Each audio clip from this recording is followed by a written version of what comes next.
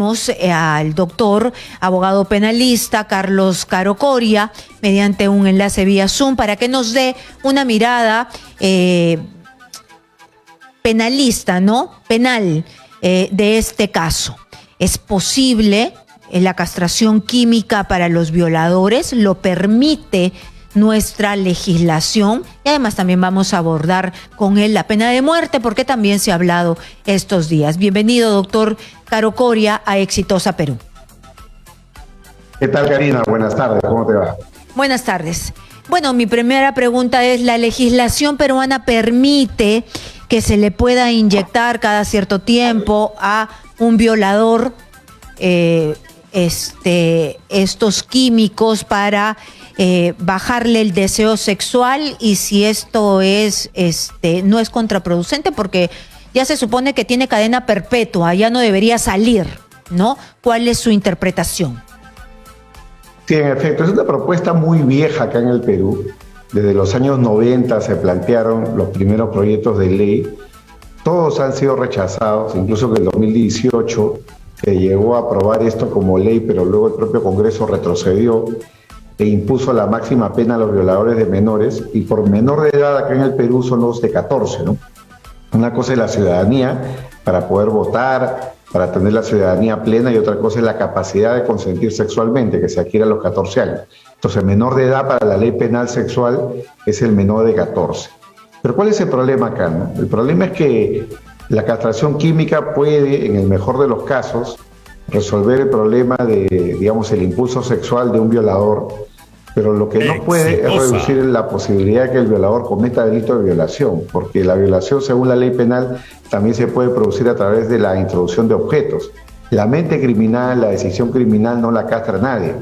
Entonces, tenemos acá un problema en el cual el violador no podría cometer violación dada la castración química a través del uso de su aparato reproductor, pero sí lo va a poder hacer a través de la introducción de objetos, porque eso es algo que no se puede castrar. No hay medicina frente a eso. Pero por otro lado está el hecho de que esta ley, que ha sido aprobada en algunos países como Polonia, República Checa, Corea del Sur y algunos estados de los Estados Unidos, valga la redundancia, no es una ley efectiva. No hay informes que digan o demuestren empíricamente que una norma de esta naturaleza ha reducido la cifra de la criminalidad sexual. Tenemos acá, para mí, un saludo a la bandera, un tiro al aire, un distractivo para la población frente a los problemas del gobierno. Ya la pena está prevista en la ley cadena perpetua para el violador. ¿De qué sirve que se le inocule una sustancia si es que nunca va a salir de prisión? Tal vez salga a partir del año 35 mediante la revisión de una sentencia de cadena perpetua, pero vamos a estar hablando ya prácticamente de un anciano, ¿no? Y por otro lado... Pero podría salir, porque... en Perú están prohibidas, ¿no? Ya, vamos a ir ahí. Primero las penas corporales y después podría salir, porque si tiene 20 años más 35, sale de 55, no es un anciano. ¿Por qué tendría que salir? ¿Por qué no se pudre en la cárcel? ¿Por qué le tendrían que dar ese beneficio? Entonces, vayamos por las penas corporales. ¿Está prohibido inyectar? Y después la segunda pregunta. Exactamente. Acá en el Perú, conforme al principio de dignidad de la persona, la Constitución la contempla como un principio básico de todo el sistema constitucional. Las personas no pueden ser sometidas a penas corporales, ¿no? Y la castración química es una forma de pena corporal.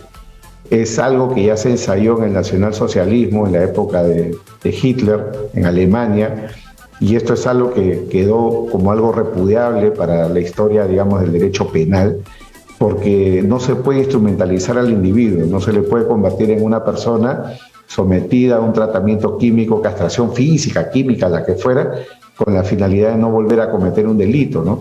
Entonces, eso está prohibido por el sistema constitucional, tendría que pedírsele el consentimiento al condenado, y seguramente el condenado no va a querer consentir. Y en el mejor caso de que lo consienta, implicaría un costo para el Estado, para el gobierno, ¿no? Permanente a lo largo del tiempo, porque no estamos hablando de un programa de una sola persona, sino de miles de personas seguramente, ¿no? Y con la ley Entonces, no se puede cambiar eso.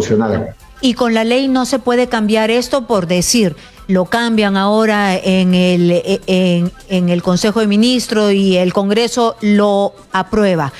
¿se puede cambiar esta protección que tienen a la dignidad? ¿Se podría con una ley?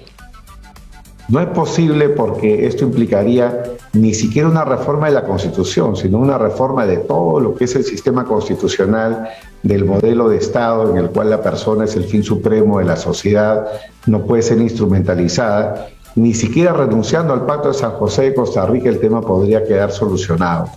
Y esa es la razón por la cual siempre se ha rechazado estos proyectos acá en el Perú, como también en el extranjero. Pero lo principal, ¿no? Porque finalmente todos queremos efectividad, eficacia, todos queremos que los problemas se solucionen.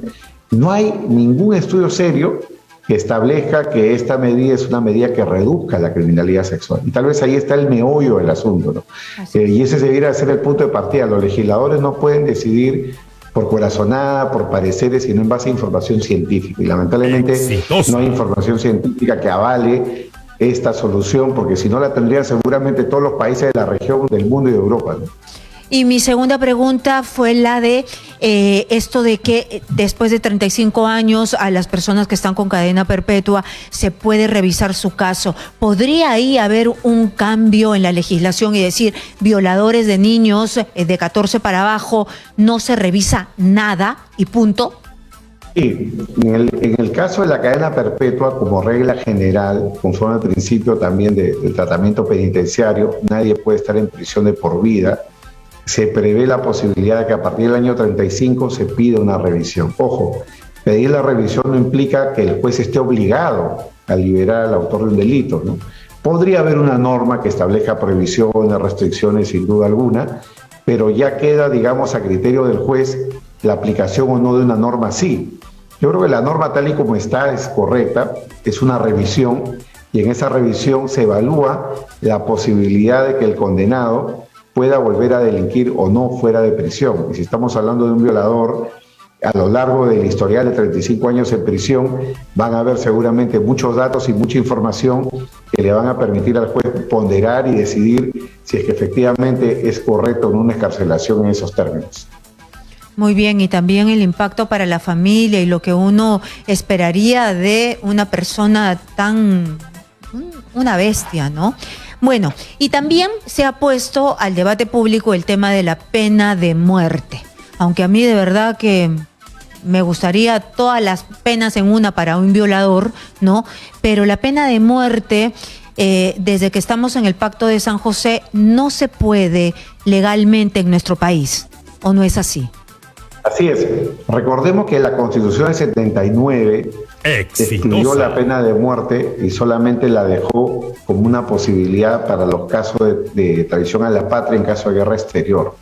Entonces, no hay la pena de muerte como una posibilidad en el Perú, y el Perú, como firmante de la Convención Americana de San José, Costa Rica, se ha comprometido a no reinstaurar la pena de muerte. Entonces, no podemos restaurar la pena de muerte si no es violando el Pacto de San José.